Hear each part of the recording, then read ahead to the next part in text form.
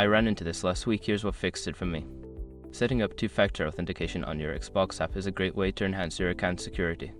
Here is how to do it step by step. Step 1. Open the Xbox app. Launch the Xbox app on your device. Make sure you are logged into your account before proceeding to the next steps. Step 2. Go to Account Settings. Tap on your profile picture or avatar in the top right corner to access your account settings.